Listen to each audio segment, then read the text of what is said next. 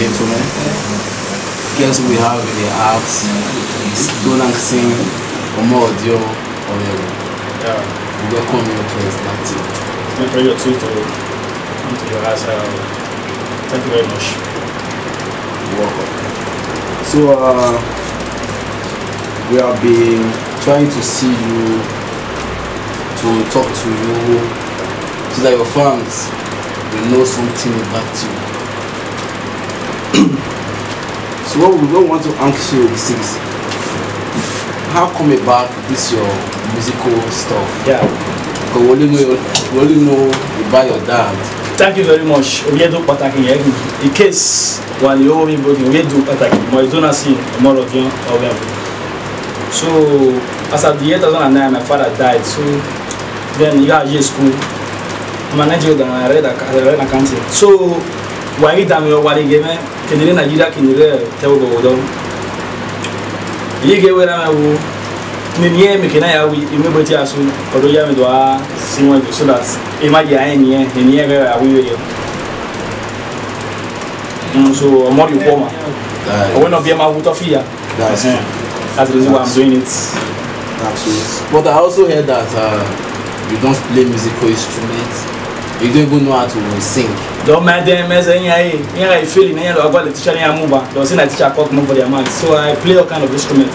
I play the guitar, bass, and keyboard flat off. So I play everything and I sing all kind of song. That's the reason why I came here today with this guitar. So I will play it for you. So viewers, you all have heard him. So my brother, what you going to do for us? Please just play us one of your father's songs. Okay. So that the viewers can. So I will play one of his songs. In fact, two. The one I love most. There are some of it. In fact, this song, my father's song has been the best song to me.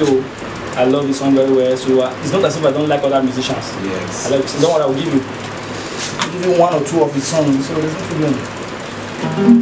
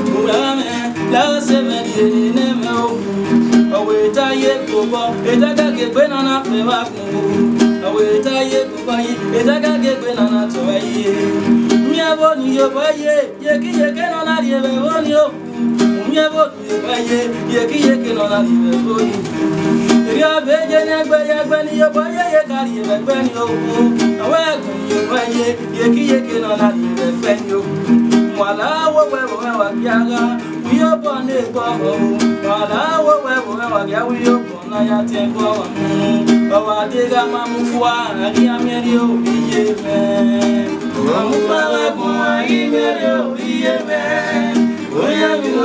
yo, no mere o baba wokea. Amamu baba kwa ibere o biebe. Oya mi no wiyo, no mere o baba wokea. Egi ya mama gibieto mege no go me o. Wala pagaje me boya pitioko. Awerunde wamu.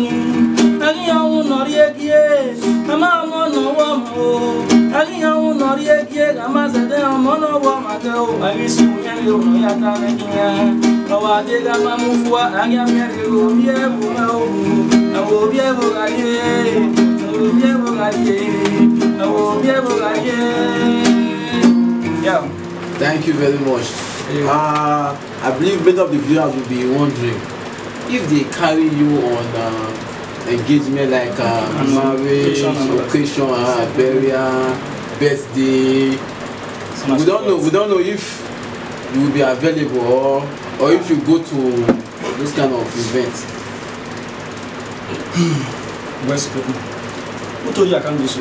Don't mind those that are condemning my name, that are saying I don't know how to perform in a marriage or burial ceremony. So I do everything. That's the reason why I have a lack of stage in the market. So there I've been going to dance. I've been playing music for more than 8 years and all that. So wow. I do everything. I go to dance. If you come for an event, I go anything. I don't even mind what they're saying. That's the reason why I'm here today. So thank you, my brother. Please, you have to give us another Father song so that we can use that one to let the audience, your fans, of delivering whatever song that they want you to play for them. Okay, it's not a problem.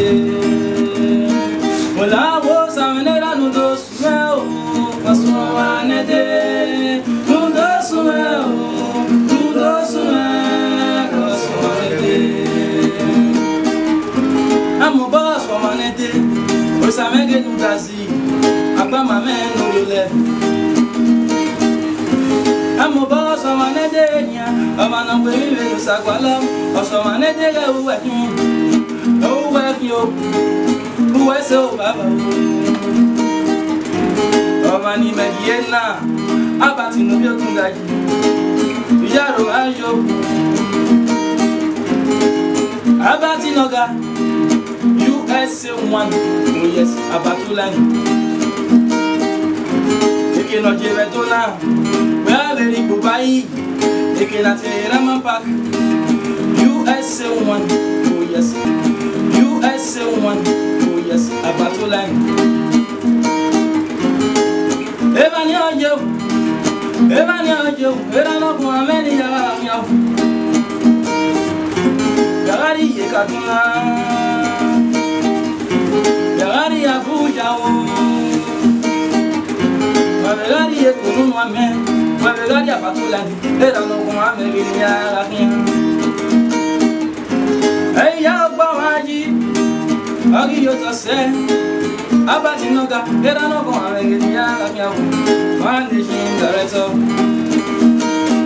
I was a minute on those men, I saw an day, no does well. I hope why feel a million. You get to receive a Euro or I was saying when you make about it moment you want. No give anything on your when I marry anything engagement in a year. I call him in us one and then my joy. If you went there, now you don't hear now say or go song, don't see or more than or go. If they play for any event, if you want to do marriage, you there as the think of mission one carry.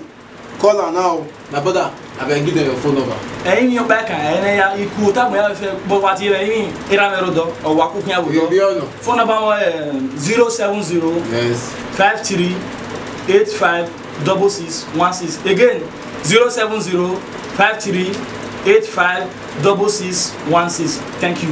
Now do well.